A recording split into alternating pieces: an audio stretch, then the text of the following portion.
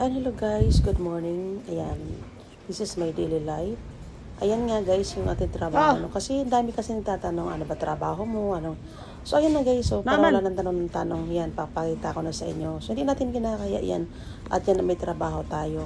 So kasi pag nasa Pilipinas lang tayo, wala tayong trabaho, di ba? So nakanga tayo. Dito, kahit pagod ka man, at least may pera ka, di ba? At nabibigay mo ang gusto ng mga mahal mo sa buhay, di ba? Yun ang pinaka-importante dyan. So guys, ayan na kayong mga ginagawa.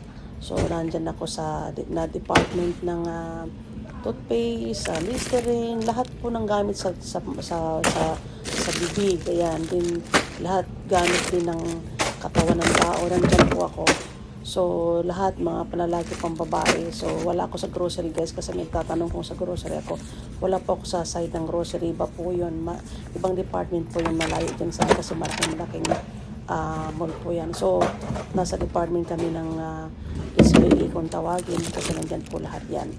Gamit ng mga pambabae, panlalaki sa buong katawan. So, ayan guys. So, ikot-ikot lang ako dyan kung may mga tao dyan. Kung ilang tao sa kabilang sa pharmacy. So, nasa pharmacy din sa gamot naman ang hawak. Andun po kapag naman ng tao sa cosmetics, sa mga pampabeauty naman, kung mga lipstick, makeup, mga cosmetics.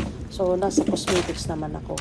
So, huwag kayong maglalag guys, kahit marami yan. So, 4 o 5 man kami dyan, puro kami mga babae. Depende yan kung sino available na pwedeng tulungan sa amin. So, pwede naman din ang lalaki dyan. So, ayan guys. So, para wala na kayong tanong. Kasi ang hirap ng lagi nyo nagtatanong. So, ayun na guys, kasi busy tayo lagi. So, ayan. Pasalamatan natin siyempre kasi may trabaho tayo. Ayan, kung nakikita nyo, tingnan nyo naman yan mga Colgate. So, ayan. So, yan, ang hirap lang talaga kasi syempre madami. Pero dapat 5 o'clock matatapos na yan. Kasi dapat kasi 6 o'clock open na po kami. So, ayan. So, kung saan yan? Syempre, sa Walmart po yan. Walmart po tayo. So, marami pong branch yan.